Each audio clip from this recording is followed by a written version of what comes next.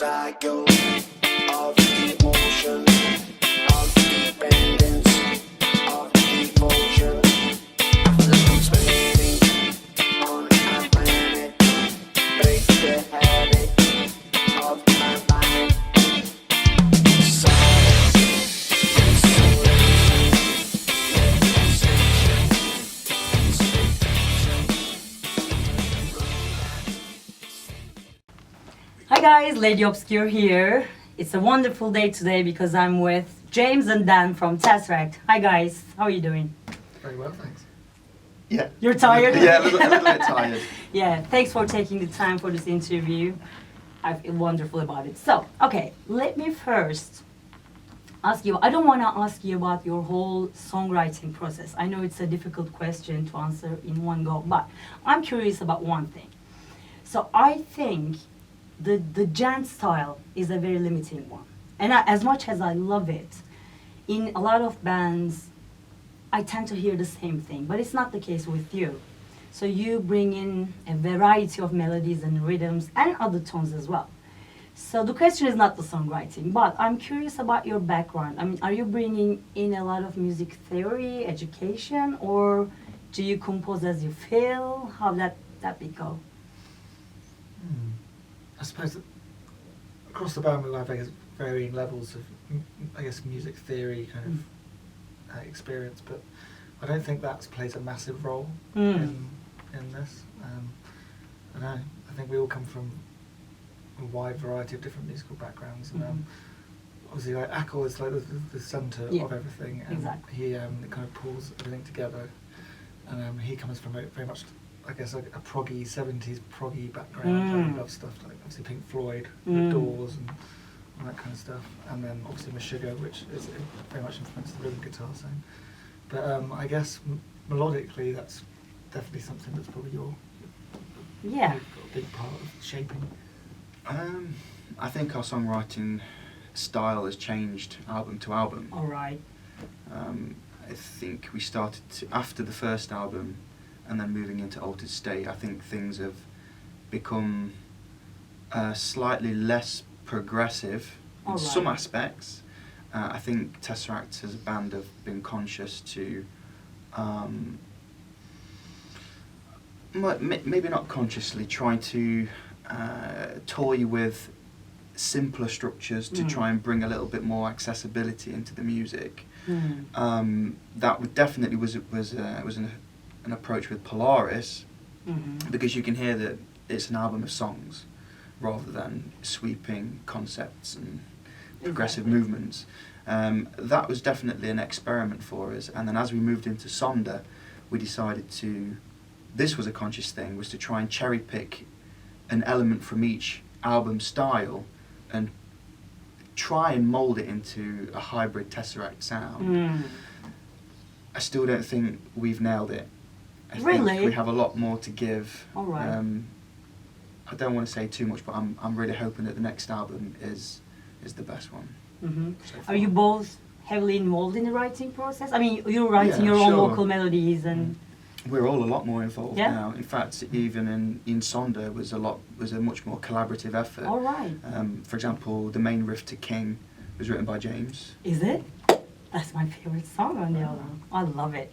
Yeah. Yeah, it's really nice. And I was gonna ask actually, you are the most metal guy in the band, as far as I know. Is that right? I suppose so. His nickname is Metal. Is it? So All yeah, right. probably. I'm asking because I'm wondering whether the heaviness is coming from you, because you have that element in your songs, right? King is one of them. Yeah, I guess that's something that I enjoy and something Okay, cool. I champion that corner a little bit. Nice.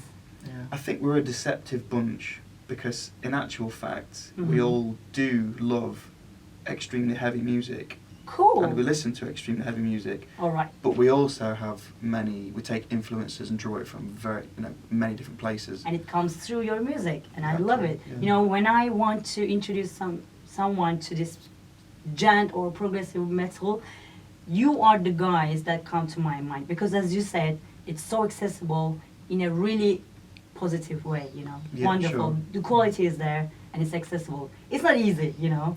So Yeah. congratulations Yeah. to nail that down. You It's know, a hard wonderful. balance to find. Exactly. It's so hard. Exactly. You can go to the other side, this side, but being here, it's really difficult. So then, we were upset when you left the band. Sorry.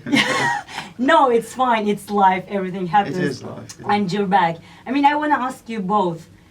How did you feel when you came back, and how was it for you as an experience to, you know, have him back in the band?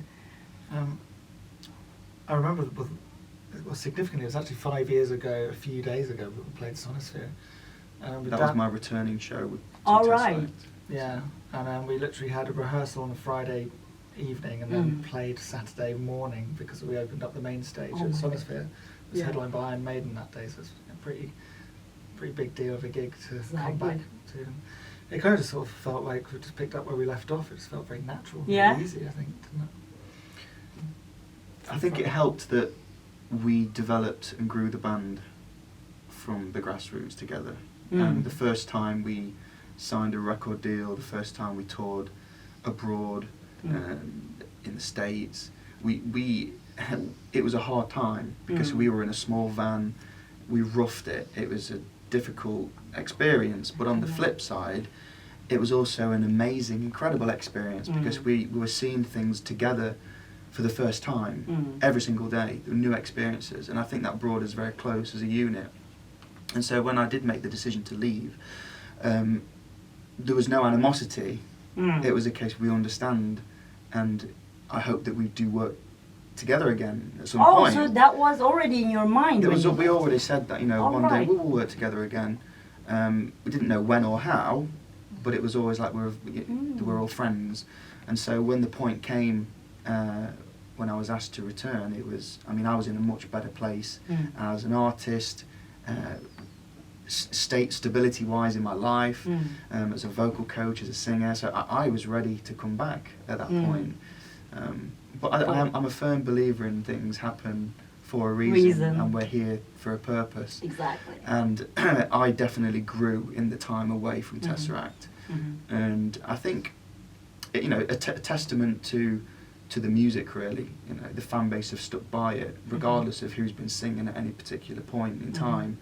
But I do feel like Altered State was meant to happen for the band. I feel like Elliot being a part of the band, and Abby and the other singers have all, they're all, and Ash. yeah, I'm talking about Abby as well, on one. Abby and Julian as well. And Wow. yeah, there've been, Yeah, there've Ash been was a lot wonderful of too, yeah. singers. Yeah. It's all part of the story. It's exciting, you know. But I mean, Yeah. I'm not going anywhere now. No, We're a very please stable don't. unit. I mean, like James says, it's been 5 years since I returned to the band, and in actual fact, I am the voice of 1, 2, 3 of the 4 main albums. All right. And Yeah. we're already working on the 5th studio album. Brilliant. Yeah. We fans are, you know, really happy about this. So. That's good news. I mean, you are a singer, and that's not very common in the metal scene. I mean, there are a lot of great vocalists, but you're a proper singer, and it comes through Thank the music you. again. So we need that Yeah. in our metal too. You can can think- rap I- too. Good. Can you? No, Let me cannot hear rap. a bit. Zero rapping ever. No, but it's interesting you say that because during the first album, I was a new singer and I made a lot of mistakes. And Alright. for example, 2 weeks into the first American tour, I lost my voice because I had such Oh my bad God. technique. So coupled with the difficulties and the anxiety of being a singer, experiencing that on the road, I was in quite a bad place. So I actually went away and I retrained. And I stripped away my whole technique. I Alright. stopped screaming and I learned to sing and I studied. And I actually became a vocal coach. So then I had a firm foundation to regrow. And now I'm in a point where I'm actually enjoying screaming again. And Yes. I'm putting a lot more of it into the Yeah. live show, and I'm finding that I can balance the two very well Yeah, now. yeah. So there may be a lot more screaming on the next album That's as well. wonderful to hear because I am so for growling vocals. You know, I love them. We actually I reacted. have a question for you. Oh, go ahead. What is it about the growls that excites you? What do The you contrast, like I about it? guess. I mean, it adds another layer to the music, so low and deep.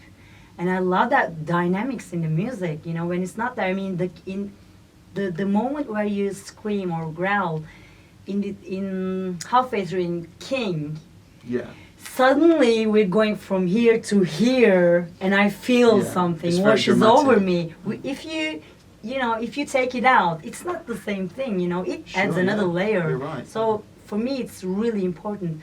And if it's growling all the way through, it's fine. I love brutal vocals, but with the clean vocals mixed together, that's another thing. Yeah. And you're doing both. Yeah. So versatile. So good. You have to kudos. choose your moments wisely, I think. Yeah, exactly. Oh, for, yeah. for big impact. Yeah, and the transition and everything has to be really, and you guys do it perfectly. That's why I asked about music theory. So you toured with Between the Buried and Me I want to ask you what kind of an experience that was, and also it's really important who you couple with. I mean, there are a lot of similarities, but there are a lot of differences as well.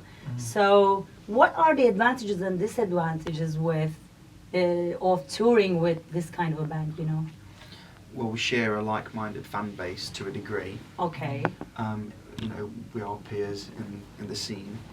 So in that respect, when we tour, we play to good audiences. Yeah, I think having bands in similar worlds entices more people out, because you get two bands that you're likely to be into. But I think there's also enough of a difference between us that we could pick up fans along the way as well, because they're obviously a bit more, they really suffer more death metal and a sort of bit more out there, kind of jazzy, weird, kind of bonkers stuff. So I think they do have a slightly different audience to us as well. So, Which is good, right? So hopefully we've both benefited from each other's Yeah. additional audiences. Well, especially I wanted to hear it from you because you're also in the other part of the industry too. You're doing PR for other bands. So, I mean, business-wise, does it make more sense to tour with a different band in terms of style or a similar one? A good example would be touring with Megadeth. Oh, yeah. All right. So, huge band playing to lots of people, Thousands of people, in yeah. big arenas. Yeah. But I think when you're such a big band, people come to see the headlining band, not that interested in the support act. Yeah. And obviously ticket prices are quite expensive for those big acts. So I don't think at all like that really did us any true justice in terms of reaching new fans. But the perception to the industry is obviously quite big. Yeah. For us to be touring with a big band. Like that. And also the awareness amongst regular metal fans, they're like, well, who's that band playing with Megadeth? And, so I think it did a lot for us, but it didn't feel like that when we were on the road. Okay, one or two more questions to you guys. You've been touring massively, right? Is this kind of a world tour or Europe?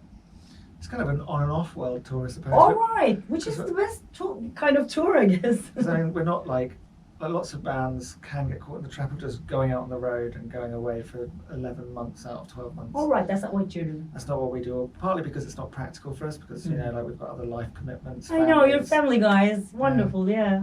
That's like a main reason for not living on the road, but also I don't know how beneficial it is in the long run to basically just keep going round and round and round, playing everyone every 6 months. I think we're trying to be a little bit more selective and be a bit more strategic with when we play. And so we're basically just trying to tap into every little part of the world in this cycle. Yeah. And then take some time out to work on the next record. Then I have to thank you again for coming to Turkey. We were so lucky. I saw you guys at Grasspop 2 years ago, and that was one of the best shows there. And I love your stage production as well, lights and everything. Are you touring with a huge crew or? Well, unfortunately, we're on fly shows. We don't have quite the same stage production All right. today. But we do have a really great lighting guy with us. He's good, and this is an amazing venue with great lights. It's a good venue. So this is probably one of the better venues we've played, I think. On Yeah. This. We have been taking a package on tour with us over the previous few weeks because we've had a coach around mainland Europe. But when it comes to flying, it's a bit more tricky. Yeah, exactly. Yeah, I don't blame you. But Especially Turkey, yeah. But we should, the show should be good tonight because. Oh, yeah, because I there's a know that. fantastic rig in the room. Wonderful. The house rig's great. Yeah, wonderful. Well, thank you guys for taking your time. I'm really honored and looking forward to the show. All right, thank you. Thank you.